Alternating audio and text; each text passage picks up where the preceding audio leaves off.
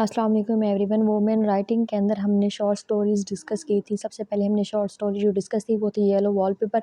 आज हम second short story discuss करेंगे जो कि कौन सी है, I stand here ironing by Tillie Olsen. ठीक है, स्टोरी को स्टार्ट करने से पहले सबसे पहले हम अपनी राइटर का इंट्रोडक्शन देखेंगे। टिली ऑल्सन जो कि पैदा कब हुई, जनवरी 14 1912 के अंदर, और उनकी डेथ कब हुई, 2007 फर्स्ट जनवरी। ठीक है, अमेरिकन राइटर हैं, social activities known for her personal powerful fiction about the inner lives of the working poor women minorities. अब ज़्यादातर उसने वर्क किसके ऊपर किया, as a social activist work किया और वर्किंग वोमेन को शो किया, पुअर लोगों के ऊपर उसने क्या क्या ज़्यादा फोकस किया। ठीक है, during her life time he she gained considerable fame, particularly among scholars. Her own experience wrought slowly. अगर हम उसका अपना एक्सपीरियंस देखें तो वो क्या है, wrought slowly आहिस्ता लिखती हैं, carefully, and began writing in early 1930s। और लिखना कब स्टार्ट किया उसने, अर्ली 1930s के अंदर। मेजर वर्क देखें तो उसका कौन सा है, जो नेडियो साइलेंसेस टेल मिया राइडल। ठीक है, अब हम अपनी जो शॉर्ट स्टोरी है आई स्टैंड हेयर आयरनिंग, इसका थोड़ा सा इंट्रोडक्शन देखेंगे। Introduction of this story. I stand here ironing is a short story written by Tillie Olsen and the first publish in 1950। अब ये पब्लिश कब हुई, 1950 के अंदर। This story is a monologue. अब ये क्या है, एक मोनोलॉग है जो कि told from the perspective of a mother who is ironing cloth. जो कि एक माँ क्या करती है, स्टोरी को क्या करते हैं, बयान करती है जब वो क्या कर रही होती है, आयरनिंग क्लॉथ्स, जब वो क्या कर रहे होते हैं, कपड़ों को क्या करे तो इस्त्री करते, जब वो फिर क्या जो कुछ सोचते उसको क्या करती है, एक्सप्लेन करती है। While reflecting her relationship with her eldest daughter, the daughter's name is not mentioned in the story।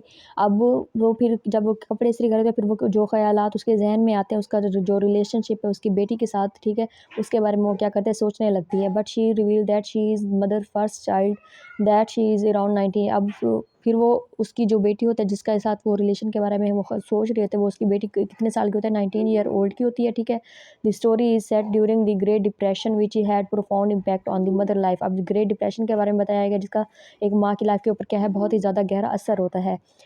She was able to raise her children. अब हम अपने करैक्टर देखें तो सबसे पहले हमारे पास एक नरेटर है जो कि क्या है, एक वोमेन है जो कि क्या कर रही होती है, कपड़े इस्त्री कर रही होती है। ठीक है, अब अगर मैं आपको इसकी स्टोरी बताऊं, स्टोरी क्या होती है, एक फीमेल हमारी नरेटर होती है जो कि क्या कपड़े इस्त्री कर रही होती है। कपड़े इस्त्री करने के दौरान एक स्कूल काउंसलर का फ़ोन आता है जिसके पास स्कूल काउंसलर का फ़ोन होता है जो कि उसकी जो पहली बेटी होती है इमली, उसके बारे में वो बात कर रहे थे कि आप हमारी हेल्प करें कि वो फोकस नहीं कर रही स्टडी पे इस तरीके से। ठीक है, जब वो फ़ोन कट कर जाता है फिर वो सोच रही होती है कि उसकी बेटी के साथ रिलेशनशिप कैसा रहा जब अब शुरू से लेकर अब तक। ठीक है, उसकी जो पहली बेटी होती है उसके पहले हस्बैंड से होती है। ठीक है, उसके हस्बैंड क्या करते हैं, जब वो 8 साल की होती है उसे छोड़ के चला जाता है। ठीक है, फिर वो अपनी बेटी को बड़ा करने के लिए, यानी उसको खिलाने पिलाने के लिए दूसरों के घरों पे क्या करती है, काम करती है, मेहनत मजदूरी करती है। ठीक है, इसी दौरान फिर वो क्या करती है, अपने जो उसकी बेटी होती है उसको पेरेंट्स साइड पे छोड़ आती है कि तुम कुछ दिन के लिए क्या करो, वहीं पे रहो। फिर उसे क्या हो जाता है, चिकन पॉक्स हो जाता है, फिर उसको स्कूल भेजना शुरू करती है। फिर उसे ट्यूबरकुलोसिस की बीमारी हो जाती है। मतलब बहुत ही डिफ़िकल्टी के साथ उसने क्या किया, तो उसे रेज़ किया होता है उसने अपनी बेटी को, इमली को। ठीक है, फिर वो इतना यानी मसरूफ़ हो जाती है काम करने में और पैसे कमाने में कि वो अपनी बेटी की तरफ तवज्जो दे ही नहीं सकती। ठीक है, ना ही वो एंड में क्या सोचता है कि कभी उसने क्या किया, अपनी बेटी की तरफ मुस्कुरा के भी नहीं देखा। ठीक है, लेकिन अब क्या है, अब उसकी बेटी क्या है, बड़ी हो चुकी है, 19 साल की हो चुकी है। फिर जब उसकी बेटी छोटी होती है फिर वो क्या कर देते हैं, दूसरी शादी करते हैं। उससे उसके कितने बच्चे होते हैं, 4 बच्चे होते हैं। उससे जो उसकी जो छोटी डॉटर होती है इमली से जो छोटी स्यूसन, वो कितने साल की होती है, 14 साल की होती है। वो बहुत क्या होती है, खुश मिजाज होती है और खूबसूरत होती है। ठीक है, उसका एक बेटा होता है फिर जिसका नेम क्या होता है, रॉनी होता है। उसका एक हस्बैंड है, सेकंड हस्बैंड, जिसका नेम क्या है, बिल। बिल जो है उसका क्या है, सेकंड हस्बैंड है। ये थी इसकी सारी स्टोरी। अब हम इसके कैरेक्टर्स को डिटेल से देखते हैं। पहला जो हमारा कैरेक्टर है वो है narrator, N अननेम approximately 40 year old woman. कितने साल की है, ओल्ड वोमन है, 40 ईयर्स की, who struggle to explain the aspect of her daughter Imli's childhood that she made Imli who she is. ठीक है, वो उसके बचपन के बारे में बताती है कि उसने उसको किस तरह रेस किया, बड़ा किया। ठीक है, अब जो नरेटर होते हैं वो क्या होते हैं, यंग होते हैं और सिंगल मदर होते हैं। उसका मैंने जैसे आपको बताया, उसका हस्बैंड उसको छोड़ जाता है। ठीक है, वो फिर वो क्या करती है, ग्रेट डिप्रेशन का शिकार हो जाती है। After her first husband left her she struggle to work and raise Emily alone. जब उसका हस्बैंड उसे छोड़ जाता है फिर वो क्या करता है, काम काज करती रहती है दूसरों के। फिर वो क्या करती है, बहुत ही ज़्यादा स्ट्रगल करती है इमली को रेस करने के लिए। She eventually remarried and had 4 more children. जैसे मैंने आपको बताया, फिर वो क्या करते हैं, दूसरी शादी करते हैं। उससे उसके कितने बच्चे होते हैं, 4। She settles into a more stable life. फिर वो एक स्टेबल ज़िंदगी गुजार रही होती है। फिर वो अपने जो चैलेंजेस जो उसने फेस किए थे, she faced as a mother, वो उसको क्या करती है, उसके बारे में सोचती है। Her guilt about the lack of attention she gave to Imli as she grew up is specially. ठीक है, अब वो ज़्यादातर किसके बारे में सोच रहे होते हैं, इमली के बारे में सोच रहे कि उसने क्या किया, उसको लैक ऑफ अटेंशन, तवज्जो की कमी दी, प्यार की कमी दी, कभी उसने अपनी बेटी की तरफ मुस्कुरा के नहीं देखा, कभी उससे प्यार से उसके सर के ऊपर हाथ नहीं फेरा। ठीक है, इसके बारे में वो फिर जब सोच रहे हो, फिर वो क्या फील कर रहे थे, गिल्टी फील कर रही होती है। ठीक है, नेक्स्ट जो करेक्टर है वो है इमली। जैसे मैंने आपको बताया, नरेटर की पहली बेटी 19 ईयर ओल्ड है। ठीक है, according to unnamed person need help, Imli is the oldest child in the family, she is beautiful baby. Imli जो है वो क्या होती है, बहुत ही ज़्यादा खूबसूरत होती है और उसका बचपन ज़्यादातर बीमारी के अंदर गुजरा होता है। अब उसके पास एक टैलेंट है जो कि क्या है, एक्टिंग एंड कॉमेडी का उसके पास टैलेंट है। ठीक है, वो क्या है, बहुत ही ज़्यादा खूबसूरत है, सेल्फ कॉन्शियस है, उसके डार्क जो है बाल है, इमली के क्या डार्क हेयर है। फिर उन्होंने इमली का कंपैरिजन किया है उसकी जो सेकंड डॉटर है स्यूसन, सेकंड हस्बैंड के से उसकी जो पहली डॉटर पैदा हुई थी उसका नेम क्या था, स्यूसन था, जो कि क्या है 14 ईयर ओल्ड है, उसके डार्क कर्ली हेयर है। ठीक है, स्यूसन क्या है, सेल्फिश है, लेस थॉटफुल है देन इमली। ठीक है, नेक्स्ट जो करेक्टर है वो है Ronnie, the narrator infant son and one of her 5 child. जैसे मैंने आपको पहले बताया, उसका एक बेटा होता है छोटा, जो जिसका नाम क्या होता है, रोनी होता है। अब रोनी जो है उसका 5वां बच्चा होता है। फिर रोनी के अचानक रोनी की आवाज़ आती है, फिर उसकी वजह से जो उसका जो जो सोच रही होती है, उसके जो माइंड में रिफ्लेक्शन चल रही होती है इमली से रिलेटेड, वो फिर वो क्या हो जाती है, इंटरप्ट हो जाती है। ठीक है, अब रोनी बेसिकली किस चीज़ को रिप्रेजेंट करता है, he represent fresh start and the hope of future and the opportunity for narrator to right and wrong of the past. ठीक है, अब नेक्स्ट जो करेक्टर है वो है बिल। बिल जो है वो कौन है, नरेटर का सेकंड हस्बैंड है। Bill is mentioned only in passing as a limited presence in the family. उसको मतलब क्या है, लिमिटेड प्रेजेंस है, ज़्यादा उसके बारे में डिटेल नहीं है इस स्टोरी के अंदर।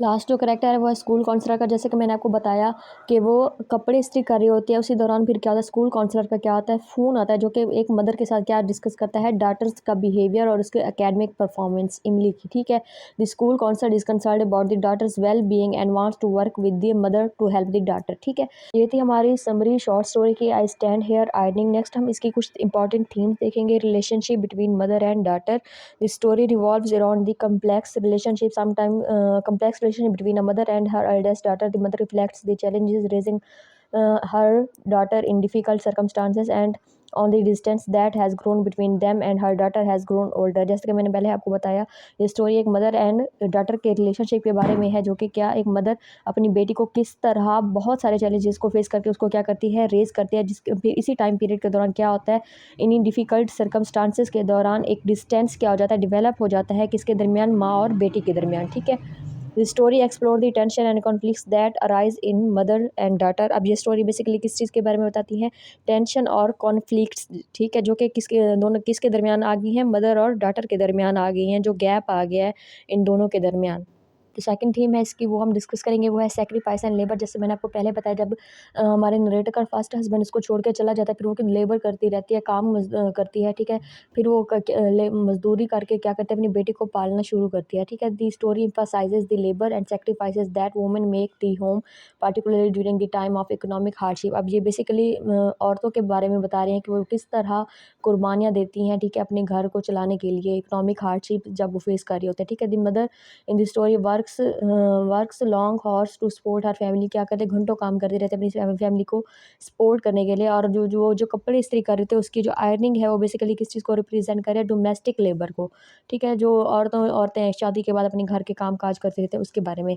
The story raises question about the social and economic forces that shape women roles and experience. ठीक है, नेक्स्ट जो है वो है memory and reflection. The story is structured as a series of flashback reflection as a mother looks back her daughter childhood and adolescence. जैसे मैंने आपको पहले बताया, वो क्या कर रहे होते हैं, कपड़े इस्त्री कर रहे होते हैं, इसी दौरान फिर वो क्या करते हैं, उसके माइंड में फ्लैश बैक्स आते हैं। ठीक है, पुराने ख्यालात, जब वो मतलब सिंगल मदर होती है, अपनी बेटी को पाल रही होती है, इमली की परवरिश कर रही होती है, उसके बारे में वो क्या करती है, सोचती है। मेमोरी एंड रिफ्लेक्शन को शो करता है ये सारी चीज़ें। ठीक है, the power of memory to shape and understanding the past and present to influence the relationship with other. The mother reflection also highlight the difficulty of making sense of complex and emotionally charged experienced social and economic inequality. The story is set during the Great Depression of the widespread poverty and hardship. The mother struggled to support her family and provide her children, reflect the social and economic inequalities of the time. अब उस वक्त के दौरान जो social and economic inequalities थी औरतों के लिए, ठीक है, उसको बेसिकली यहाँ पे रिप्रेजेंट किया गया, ठीक है। अब जो औरत है वो क्या करती है, बहुत ही हार्डशिप्स का क्या करती है, सामना करती है, अपनी फैमिली को सपोर्ट करती है, अपने घर को बचाने के लिए बहुत कुछ करती है, ठीक है। इसके अंदर यही बताया गया, ठीक है। नेक्स्ट हम इसके अंदर कुछ इंपॉर्टेंट सिंबल्स हैं वो डिस्कस करेंगे। पहले जो सिंबल है वो है iron. The iron that mother uses to press cloth is a central symbol in the story। अब ये क्या है, सेंट्रल सिंबल है, क्या चीज़, आयरन। अब ये किस चीज़ को रिप्रेजेंट करे, डोमेस्टिक लेबर को, that women perform at the home and sacrifice that they make their families. अब ये आयरन बेसिकली किसको रिप्रेजेंट करे, डोमेस्टिक लेबर को, और जो सेक्रीफाइसेस एक औरत करती है अपनी फैमिली को सपोर्ट करने के लिए, ठीक है। The iron can be also seen as a symbol of the mother's emotional state. Mother की इमोशनल स्टेट को भी ये क्या कर रहा है, रिप्रेजेंट कर रहा है, ठीक है।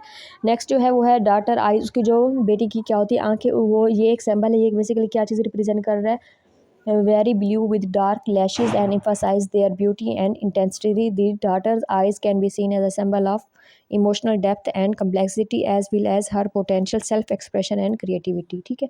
the wall, अब ये वॉल का क्या मतलब यहाँ पे रोल है, जब वो मदर और डॉटर के दरमियान क्या आ जाता है, एक गैप आ जाता है, एक दीवार आ जाती है, ये फिर यही वॉल्स को क्या करे, रिप्रेजेंट करे। The wall, the mother describe wall that has been build up between her and her daughter. अब मदर और डाटर के दरमियान क्या हो गया, एक दीवार पैदा हो गया, जिससे यानी वो क्या हो गया, एक दूसरे से बहुत ज़्यादा क्या हो गया, दूर हो गया। The wall can be seen as a symbol of emotional distance. अब इसको हम कैसे देख सकते हैं, as a symbol of emotional distance and disconnection.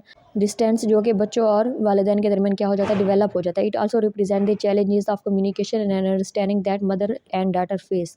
ये थी हमारी आज की short story I stand here ironing. इसके अंदर हमने अपने राइटर का इंट्रोडक्शन देखा, फिर हमने पोएम का इंट्रोडक्शन देखा, फिर हमने समरी देखी, फिर हमने इसके इंपॉर्टेंट जो थीम्स हैं उसको डिस्कस किया, फिर हमने इसके जो सैम्बल्स थे उसको डिस्कस की। Thank you so much for watching.